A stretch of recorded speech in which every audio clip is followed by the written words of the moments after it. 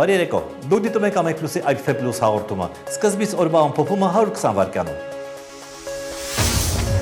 Երևանի կենտրոն և Նոր Քմարաշ վարչական շրջանների ընդհանուր իրավասության դատարանում հուլիսի 21-ին կընթերցվի օդամղիչ ատրճանակից կրակոցներ արձակած Հայկ Գյուրեղյանի գործով մեղադրական ճառը։ Նրան սպառնում է մինչև 10 տարի ազատազրկում։ Իրավունք և աջակցություն հիմնադրամի տնօրեն Գագիկ Սարուխանյանի կարծիքով Հայկ Գյուրեղյանի նկատմամբ հետապնդում է իրականացվում։ Ժողովրդավարական երկրներում իրան ընդհանրապես կտուգանեն և բաց կթողեն։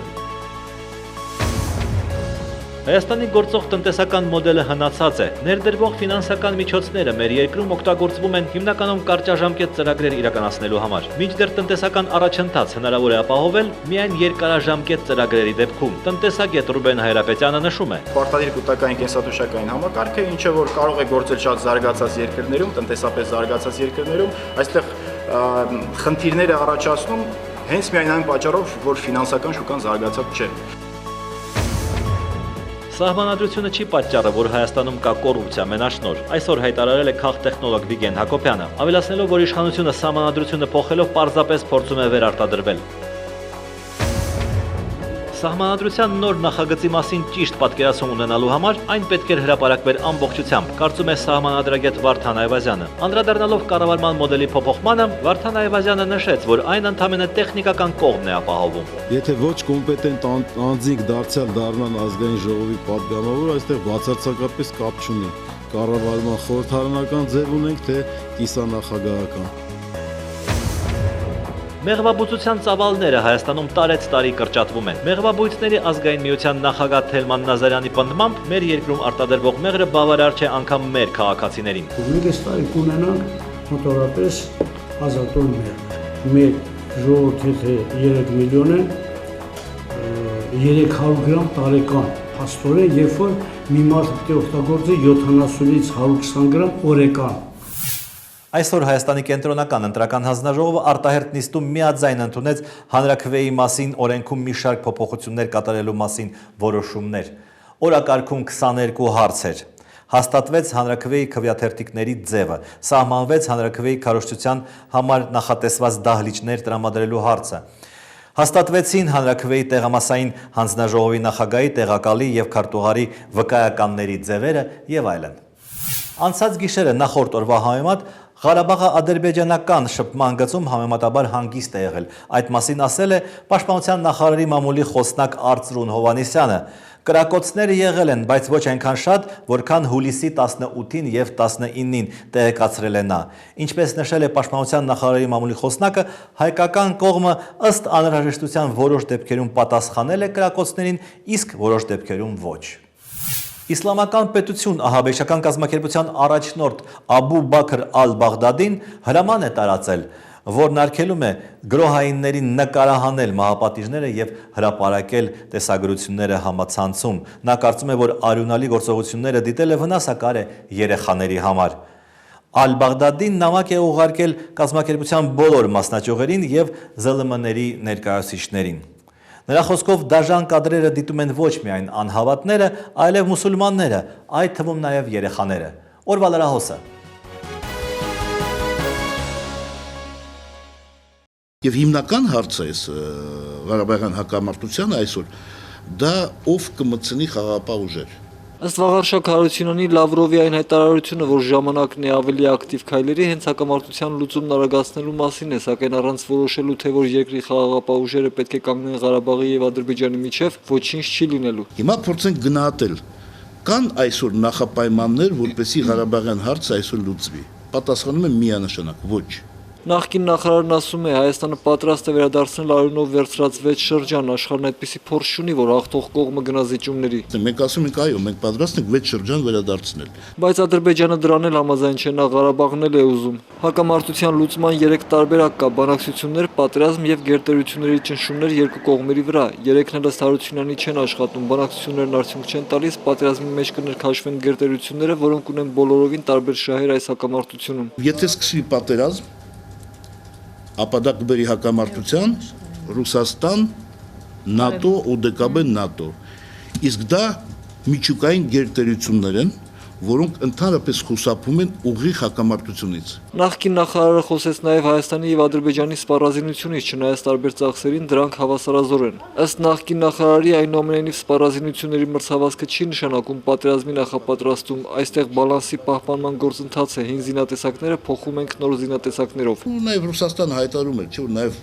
դեպքեր ա լինում, որ ծրի են տալիս։ Իդեպ Ղարաբաղյան խնդրին այսօր Երևանում անդրադարձել է Մինսկի խմբի ամերիկացի համանախագահ Ջեյմս Օրլիքը։ Նա ասել է. հստակ է, որ Հայաստանը չի պատրաստվում տարածք վերադարձնել առանց անվտանգության համապատասխան երաշխիքների, ուստի նշել եմ անվտանգության երաշխիքների մասին ներառյալ միջազգային խաղաղապահ ուժերի։ Նա խոսել է համապարփակ կարգավորման մասին, որում Ղարաբաղի կարգավիճակը հանրաքվեով որոշելու եւ նրա հարակից տարածքները Ադրբեջանին վերադարձնելու հարցն է։ Սահմանադրական բարեփոխումների նախագիծը էթնոհոգեբանը որակում է անհատապաշտական։ Այստեղ կա միտում որոշակի անհատների համար ստեղծել պետական կարգը։ Առաջարկվող կառավարման մոդելը էթնոհոգեբանի համար անհասկանալի է։ Ես այս նոր նախագիծը ավելի շուտ կանվանեի ոչ թե պարլամենտական պետական կարգի համար նախատեսված, այլ վարչապետական։ Հոգեբանի համար զարմանալի չէ, որ իշխանության համը տեսած մարդը ուզում է կարճած մնալ իր աթոռին, սակայն հարց է ծագում երկրում առկա սոցիալ-տնտեսական ճգնաժամի ու մի շարք արատավոր երևույթների համար մեղավոր է սահմանադրությունը, թե իշխող վարչակազմը։ Պարոն Սերժ Սարգսյանը ուզում է իշխանություն, ես դա չեմ շղթում, իշխանացել մարդ է, եւ երբ որ մարդը իշխանության համը, ինչպես ասում են, տեսնում է, նա տված առավելությունների ձեռքին ունենալու շատ դժվար է ազատվել այդ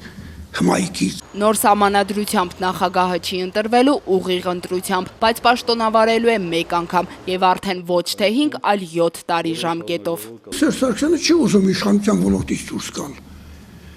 բայց չի էլ ուզում ավելի քիչ իշխանություն ունենալ, քան հիմա ունի։ Ինչ պետք է անել դրա համար, քանի որ նախագահ ընտրվել նա ըստ սահմանադրության չի կարող, ուրեմն միակ ելքն է, որ հասարակարգը, պետական կարգը փոփոխությունների ենթարկվի այնպես, որպեսզի վարչապետը ունենա ավելի շատ իշխանություն նույնիսկ, քան հիմա նախագահը ունի։ Ալբերտ Նալչաջյանը մի դիտարկում էլ ունի։ Նման կարևորագույն փաստաթուղթ ստեղծելուց առաջ պետք է հաշվի առնել ժողովրդի էթնոհոգեբանական առանձնահատկությունները։ Այս նախագծում ըստ հոգեբանի այդ առկա չէ։ Արդար դատաքննության պահանջով Սերժ Սարգսյանի նստավայրի մոտ էին հավաքվել 12 տարի ազատազրկման դատապարտված Վրամ Գյոզալյանի հարազատները։ Նրանք Սերժ Սարգսյանին եկել էին նամակով տեղեկացնելու, որ դատաքննությունը կեղծիքներով է ընթացել եւ իրենք դիմել են Վճռաբեկ դատարան։ Դատարանում կանգնում են փաստացի անուններ են շեշտում, վախացնում են դատավորներին։ Ում անուններն են։ Հրաչ Բադալյանի անունը ամեն տեղ շեշտվում է։ Հիմա դատախազի տեղականն է։ Վրամ Գյոզալյանը մեղադրվում է սպանության փորձ կատարելու եւ տուժողին շահադիտական նկատառումներով առևանգելու համար։ Տուժողին հարց են տալիս դուք Վրամը ձեզ առևանգել է, գիտեք ինչա պատասխանում տուժողը, ինչի ես հո հավ չեմ, որ ինձ առևանգի։ Դարձել է կինոյի պատմությունը 0199։ Դատապարտյալի փաստաբանի խոսքերով տուժողը աշխարհու է եւ եկել էր 24-ամյա Վրամ Գյոզալյանի գրավ դրված ավտոտնակ տոկոսով տված իր գումարների ետևից։ Եղել է վիճաբանություն, հայոյանք, որին հաջորդել է Վրամ Գյոզալյանի կողմից դանակահարություն։ Դատաքննության ընթացքում ըստ փաստաբանի մեղադրանքը փոփոխվել է, ավելի է ծանրացվել, մարմնական վնասվածք հասցնելու հոդվածը վերավորակվել է սպանության փորձի մեղադրանքի։ Իմ պաշտպանյալը մարմնական վնասվածքներ է հասցրել, թող դատապարտեն անձին իր կատարած արարքի համար։ Դատաբժիշկ, ինչպես նաև բուժող հոգեբան բժիշկը գալիս է եւ դատարանում ցուցմունք է տալիս, որ տուժողի կյանքի համար վնաս չի ներկայացրել իմ պաշտպանյալի կողմից հասցված վնասները։ Այն պահին, երբ դատապարտյալի հարազատները բողոքի ակցիա էին անցկացնում, նախագահական նստավայրից դուրս եկավ Սերժ Սարգսյանը Հայաստանում գտնվող Եվրոպական խորհրդի նախագահ Դոնալդ Տուսկին ճանապարհելու համար։ Սերժ Սարգսյանը միայն մի պահ նայեց փողոցից այն կողմ կանգնած ցուցարարներին, ապա հրաժեշտ տալով եվրոպացի իր հյուրերին հեռացավ։ Բարձրաճաշակ համերգների հմուտ կազմակերպիչ, բեմական գեղեցիկ, էլեգանտ կեցվածքով դիրիժոր։ Երաժշտության նվիրյալ Արամ Ղարաբեկյանը հուլիսի 17-ին կդառնար 60 տարեկան։ Օպերայի եւ բալետի ազգային ակադեմիական թատրոնում ապրեք երկար խորագիրը գրող մայստրոյի հիշատակին նվիրված համերգը մեկ բեմում համախմբեց հայ եւ իտալացի մեծանուն երաժիշտների, որոնցից շատերի անունները թերևս հայտնի դարձան հայ ունկնդրին Արամ Ղարաբեկյանի շնորհիվ։ Սաքսոֆոնահար Ֆեդերիկո Մոնդելչի, բանդեոնահար Մարիո Ստեֆանո Պիետրո Դարկի, գիտարահար Լուկա Լուչինի, ջութակահար Սերգեյ Խաչատրյան։ Ելիզավետ մրցույթը հաղթելուց հետո Արամ Ղարաբեկյանը գտնվեց այն մարդը, որը որ ինչու՞ չէ, միգուցե ամենաշատը գնահատեց եւ հասկացավ այդ մեծությունը ընդհանրապես հաղթելու մրցույթի եւ այդ պատվով ինձ հրավիրեց Հայաստան։ Հայ կոմպոզիտորներից շատերը իրենց ստեղծագործությունների առաջին կատարումները վստահում էին Արամ Ղարաբեկյանին, ով ուսանել էր Լեոնարդ Բերնստայնին, Բոստոնում հիմնել եւ ղեկավարել էր Սիմֆոնովա նվագախումբը, ում Ուկրաինայի մշակույթի նախարարը նշանակել էր գլխավոր խորհրդական եւ հանձնարարել զբաղվել երկրում գործող տասնյակ սիմֆոնիկ եւ կամերային նվագախմբերով, ում օրոք Հայաստանի պետական կամերային նվագախումբը զարթոնք ապրեց։ Ղարաբեկյանը պրոպագանդում էր այն հայկականը, որը ես իր համար գրել եմ, մշակել եմ։ Թեև այժմ նա մեզ հետ չի, բայց առաջվա պես ապրում է երաժշտության մեջ եւ մեր բոլորի հոգիներում։ Սա էր համերգի ուղերձը հանդիսատեսին, սակայն գնահատել արվեստագետին պետք է կյանքի օրոք, չզրկելով նրան սիրած գործից։ Սվետլանա Նավասարդյանի բնորոշմամբ Արամ Ղարաբեկյանը սքանչելի մի մոլորակ է հայ արտիստական երկնակամարում, սքանչելի անավարտ մնացած մի երգ։ Բարեգործական համերգը նախաձեռնել էր Ղարաբեկյան ընտանիքը։ Ստացված հասույթը կտրամադրվի Շուշիում կառուցվող համերգասրահի համար երաժշտական գործիքների ձեռքբերման ֆոնդին։ Համանաբար կարիք չկա երկար խոսելու, թե որքան կարևոր է շրջափակված Հայաստանի համար հզոր ավիացիա ունենալը։ Ի հեճուկս այդ հանգամանքի մենք այսօր չունենք տեղական ավիափոխադրող։ Հայաստանում ավիատոմսերը անհամեմատ ավելի թանկ են, քան տարածաշրջանի բոլոր երկրներում, եւ գրեթե ամբողջ շուկան գրավել են ռուսաստանյան ավիաընկերությունները։ Ինչու է ստեղծվել նման իրավիճակը եւ որոնք են խնդիրը լուծելու ճանապարհները։ Օրվա գլխավոր թեման։ Հայաստանը չունի ազգային ավիափոխադրողի տարբերություն մյուս երկրների տեղական ավիաընկերություններին մեզ մոտ չեն տրվում առավելություններ։ Եթե Արմավիան սնանք ճանաչվեց ու դուրս մղվեց ոլորտից սխալ կառավարման արդյունքում, ապա Air Armenian անպաշտպան մնալով հեռացավ։ Երկինքը հայտարարվեց բաց եւ բոլոր ընկերություններին թույլատրվեց ցանկացած քանակությամբ թռիչքներ կատարել Հայաստան, որի պայմաններում Air Armenian արդեն չէր կարող նրանց հետ մրցակցել։ Պարոն Ջաղարյանը հիշում է այդ ընթացքում ռուսական ավիաընկերությունները առաջարկում էին թռիչքներ Դոնի Ռոստովից 38 եվրոյով, Սոչից 29 եվրոյով, թեև պարզ հաշվարկները ցույց են տալիս, որ նրանք ամեն թռիչքի ժամանակ 80-ից 100,000 դոլարի կորուստ են ունեցել, բայց փաստորեն կարողացել են մրցակցությունից հանել Air Armenian-ին։ Վրաստանում իրենց պետությունը ուղղակի արգելեց ռուսական տվյալ պարագայում ռուսական 3 ավիաընկերությունների մուտքը Վրաստան, կրճատեց մնացած 3-ի Aeroflot-ի, Transaero-ի եւ Սիբիրի S7-ի թռիչքների քանակությունը դեպի Թբիլիսի։ Ռուսական ավիաընկերությունների դոմինանտ վիճակը փոխելու համար հանրային խորհրդի անդամ Արմեն Տեր-Տաճատյանի կարծիքով շատ բան պետք չէ։ Եթե մենք ունենանք հրաշալի ուրեմն սպասարկող անձնակազմ, հրաշալի կոմերցիոն անձնակազմ, որը դա սկսեց չվերթեր անել, նախ այդ իրավունքը միշտ ունի ռուսական ուղղությունների վստահորեն 50%-ը մերն է։ Մրցակցության նվազեցումը Հայաստանում բերել է ավիատոմսերի թանկացման, մեկը մյուսի հետևից հեռանում են նաև եվրոպական ավիաուղիները, ամեն ինչ կշտկվի, եթե ազգային ավիափոխադրող հայտնվի։ Այդ չվերթերը թե Եվրոպա, թե Ռուսաստան իրականացվում են միջկառավարական համաձայնագրերի վրա, հիմա վրա, որտեղ կա հավասարության սկզբունքը։ Եթե մենք ունենանք մի ավիաընկերություն, վստահ եղեք, թե տոմսերի արժեքները քիչն են, որտեղ մրցակից չկա։ Հայկական մի ընկերություն Ալյանսը վերջերս հայտարարեց, որ արդեն 2 տարի է հայտ է ներկայացնում քաղավիացիայի գլխավոր վարչություն ավիափոխադրումներ իրականացնելու համար։ Ընկերությունում վստահ եմ, որ վարչությունում ուղղակի չեն ուզում, որ իրենք մուտք գործեն շուկա։ Մեծ ցանկություն ունեմ, բայց այս պայմաններում, երբ կառավարական կողմը չի կարող ինձ պաշտպանել արտաքին դեմպինգից եւ ես չունեմ ոչ մի առավելություն տեղական օդանավականում, ես չէի սկսի։ Դա շատ մեծ ռիսկային փաստարկ է։ Իսկ Զվարթնոտ միջազգային օդանավականից շարունակում են պնդել սպասարկման գները տարածաշրջանում մրցունակ են, այնինչ մասնագետներն ու միջազգային կառույցների ուսումնասիրությունները ցույց են տալիս բոլորովին այլ պատկեր։ Հայաստանցիները գերադասում են տարբեր ուղղություններով եւ մասնավորապես Եվրոպա թռչել Թբիլիսիից։ Դա իհարկե անհարմարություններ է ստեղծում մեր քաղաքացիների համար, որովհետեւ նրանք ստիպված են սկզբից գազելով կամ ավտոմեքենայով ուղևորվել Վրաստանի մայրաքաղաք, բայց այդպես շատ ավելի էժան է նստում, քան Զվարթնոց օդանավականից թռչելը։ Գումարած նրան այդ ամենից շահում է հարևան երկրի ավիափոխադրողը, ինչպես նաեւ այդ երկրի պետական բյուջեն։ Ըստ էկոնոմիկայի նախարար Կարեն Ճշմարիտյանի, Թբիլիսիից թռչելը ավելի էժան է, որովհետև այնտեղ ավելի էժան ծառայություններ են մատուցում։ Մանրամասնենք, թե ինչ է դա նշանակում։ Զվարթնոց օդանավակայանում ուղևորների հաշվառումը արժե մոտ $24, իսկ Թբիլիսիում $10։ Այնտեղ օդանավերի տեխնիկական սպասարկման գումարները, մաքրությունը, դիմավորել ճանապարհելը եւ այլն $1100 է, իսկ մեզ մոտ $4300։ Ահա թե ինչու հայաստանցիների վրա Թբիլիսիից թռչելը ավելի էժան է նստում։ Այս օրինակից հասկանալի է, որ հայաստանյան ավիացիայի առջև կանգնած լրջագույն խնդիրները մեկը կամ երկուսը չեն, սկսած բաց երկնքի քաղաքականությունից, որը շատերի կարծիքով սխալ որոշում էր, եւ վերջացրած Հայաստանի քաղավիացիայի գլխավոր վարչության բավականին տարօրինակ կեցվածքով, որը այդ բաց երկինքը չի բացում հայաստանյան ընկերությունների առջև։ Այդ բոլոր խնդիրները հանրային խորհուրդը վերջերս քննարկել է վարչապետի հետ։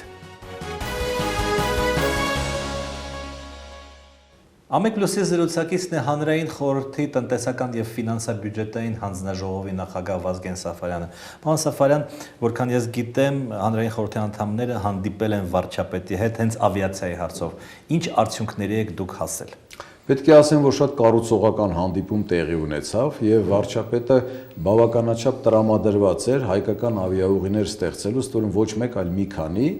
եւ հենց այդ իմաստով էլ մենք մի քանի ընկերների էինք տարել, ովքեր ունեն հնարավորություն մասնակցելու Հայաստանում ավիաշուկայի ձևավորման գործընթացներին, եւ վարչապետը նրանց լսեց եւ խոստացավ, որ ըստ ամենայնի կաջակցի, որպեսզի նրանք իրենց վերցրած լիզինգով վերցրած օդանավերը կարողանան հայկական ավիաշուկայում օգտագործել տեղական ավիաընկերություն ստեղծելու հարցում։ Եվ պետությունը մեր այսպես զրույցի ընթացքում պարզ դարձավ, որ կառավարությունը ինքն էլ է պատրաստ որոշակի մասնակցություն ունենա հայկական ավիափոխադրող ստեղծման գործում եւ իր բաժնեմասը ունենալու պայմանը կարծես թե ինչ որ չափով ձևավորվեց այդ հանդիպման ընթացքում։ Ձեր վերլուծությունը, պարոն Սաֆարյան, ինչու մարդիկ գերադասում են Թիֆլիսից թռչել արտերկիր, ինչու է այնտեղ ավելի էժան։ Որովհետև օդանավակայանում գործող սակագները ըստ մեր տվյալների ավելի էժան են եւ ավելի մատչելի են, քան մեր օդանավակայանում։ Օրինակ, եթե մենք վերցնենք մեր թռիչք-վայրեջքային ծախսերը, որ օդանավակայանը սահմանել է, դա գրեթե 2 անգամ ավելին է, քան ասենք Ռուսաստանի Դոմոդեդովո օդանավակայանում։ Տարբեր սպասարկումներ կան, որոնք նույնպես ասենք ավելի մեզ մոտ թանկ են։ Թբիլիսիում նույնպես ավելի էժան է։ Թբիլիսիում նույնպես էժան է, որովհետև Թբիլիսիում ավիակերոսին ավելի էժան է։ Մենք 1100, այսինքն մեր օդանավակայանը $1100 է տրամադրում փոխադրողներին։ Այնպես որ այս իրավիճակը սակագների բարձրացման մենք շուրջ 1 տարուց ավելի է Զվարթնոց օդանավակայանի հետ շարունակ բանակցությունների մեջ ենք այդ սակագները իջեցնելու ուղղությամբ եւ ինչ որ բան մեզ հաջողվել է։ Կարծես թե մինչեւ 25% որոշ ծառայությունների սակագներ իջեցվել են, չնայած դա չօգնեց, որ ասենք Արմավիան չսնանկանար, բայց Արմավիայի բարձրացրած հարցադրումները սակագների մասով մենք կարողացանք բարձրաձայնել եւ վարչապետի մոտ մի քանի անգամ քննարկումներ եղան, արդյունքում ինչ որ չափով իջան, բայց այդուհանդերձ մեր կարծիքով այդ սակագները դարձյալ իջնելու տեղ ունեն։ Ձեր վերաբերմունքը բաց երկնքի քաղաքականությանը։ Գիտեք ինչ, ես կարծում եմ, որ ժամանակավրեպ էր Հայաստանում բաց երկնքի քաղաքականություն իրականացնելը, հենց այն, որ այսօր, տեսեք, չեխական ավիաուղիները չեն թռչում արդեն, լեհականը չի թռչում, արաբական էմիրություններինը չի թռչում, Lufthansa-ն վաղուց չէր թռչում, British Airways-ը չի թռչում։ Եթե դա բաց երկնքի քաղաքականություն, ինչու չեն թռչում, ինչու չեն մեզանում նրանք ավելի շատ ներգրավված լինում, այս իմաստով մենք արդեն կարող ենք ասել, որ ըստ էության իր նպատակին չի ծառայել, դա ժամանակից շուտ էր։ Մենք կարող ենք դրան անցնել այն դեպքում, երբ որ մենք ունենք սեփական ավիաուղիներ մի քանի եւ նրանք կարող են առողջ մրցակցության մեջ մտնել եւ հենց այն, որ անցած տարվա հունվար-հունիսին այս տարվա հետ համեմատած 9%-ով ուղևորափոխադրումները պակասել են, 15.3%-ով բեռնափոխադրումներն են պակասել, 13.5%-ով ավիաթռիչքներն են պակասել։ Սա խոսում է հենց այն մասին, որ այդ բաց երկնքի քաղաքականությունը ըստ էության դեռևս մեզ համար շուտ էր կիրառել։ Բացի այդ, եթե այդ գործառույթը պետք է հնարավորություն տար, որ ICAO-ի նախատեսված 5-րդ ազատությունից մենք օգտվենք, այսինքն մեր ինքնաթիռները կարողանային թռնել Վիեննա, Վիեննայից ուղևորներ վերցնել եւ թռնել Փարիզ, դա էլ չկա, թեև մենք չունենք սեփական ավիափոխադրող, որ այդ գործառույթ աներ, բայց երկնքի քաղաքականություն լավ կներ, երբ մենք ունենայինք սեփական ավիափոխադրող եւ օգտվեինք այս արտոնություններից, եթե միջկառավարական համաձայնություններում սրանք ամրագրվեին։ Շնորհակալություն։ Իմ զրուցակիցն էր Հանրային խորհրդի հանձնաժողովի նախագահ Վազգեն Սաֆարյանը։ 2007 թվականի հուլիսի 20-ին ինքնական ոստիկանություն էր ներկայացել նույն թվականի մայիսի 24-ից հետախուզման մեջ գտնվող Սպարտակ Ղուկասյանը, Գյումրիի այն ժամանակվա քաղաքապետ Վարդան Ղուկասյանի որդին։ Նրան մեղադրանք էր առաջադրվել սպանության փորձի, զենք զինամթերք ձեռք բերելու եւ կրելու, ինչպես նաեւ խուլիգանության համար։ Էլ ինչ իրադարձություններ են տեղի ունեցել հուլիսի 20-ին անկախ Հայաստանի պատմության ընթացքում։ Նյութեր Ամեկլուսի պահոցից։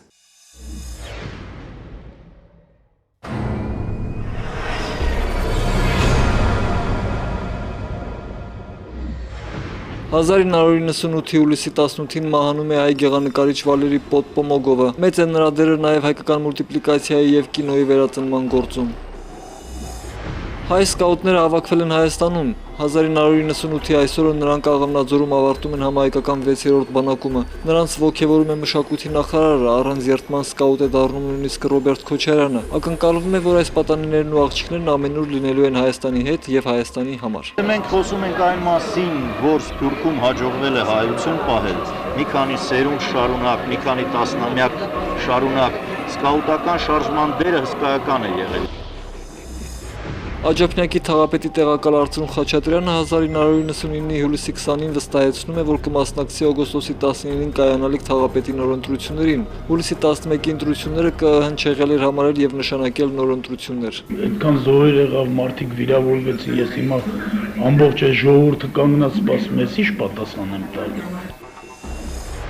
1999-ի այսօրը Շամպայնի բաժակների շրխկոցով իր գործունեությունն ավարտեց Ռոբերտ Քոչարյանին առընթեր սահմանադրական փոփոխությունների հանձնաժողովը, որը գլխավորում էր Պարուր Հայրիկյանը։ Հանձնաժողովի 28 անդամներից 8-ը սակայն կշարունակեն աշխատել սահմանադրական փոփոխությունների փաստաթղթի վրա։ Լուրջ ռազրաբոտկաներ կա եւ գրեթե պատրաստ են, ուղղակի հանձնաժողովը չի հասել միջև այդ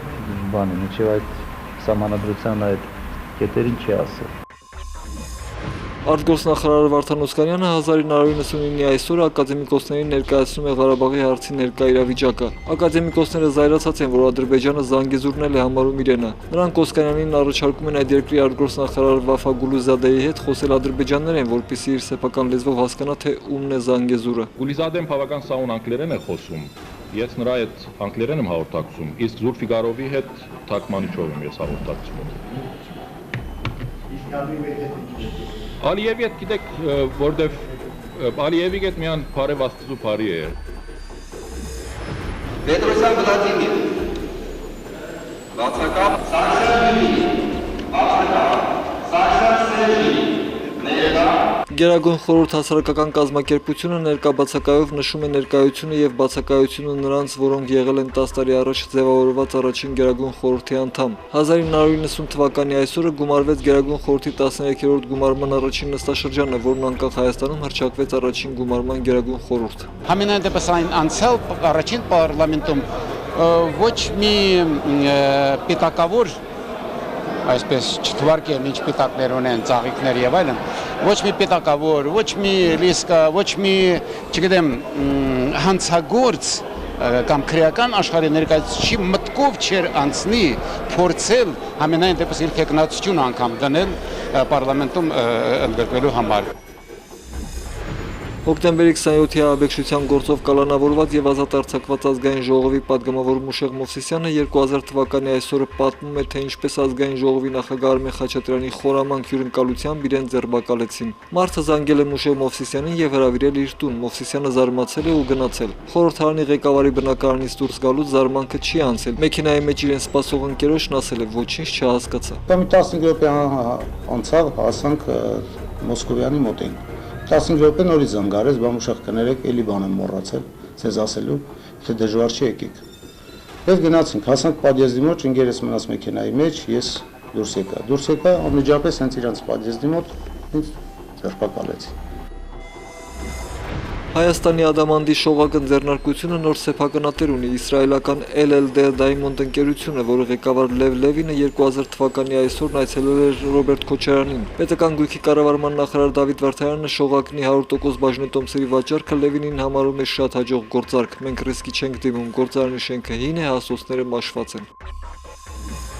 Պետական եկամուտների նոր նախարար Գագիկ Պողոսյանը շշմաց է, նույնիսկ կոմունիստների օրոք կոռուպցիան չուներ այն ծավալներն, ինչ ունի այսօրվա Հայաստանում։ Նա լուծարել է Հայաստանում գործող 43 հարկային տեսչություն, ստուգումներն արգելվել են, նախարարությունն անցել է փաստաթղթային վերահսկողության։ Ստվերը տարբեր տվյալներով 30-35% է։ Նոր մեթոդներով աշխատող նախարարը ոչ մի խոշոր բիզնեսմենից չի վախենում, թեպետ արդեն թիկնապաներ ունի։ Եթե նրանք համոզված լինեին, որ վարչապետը եւ հանրապետության նախագահան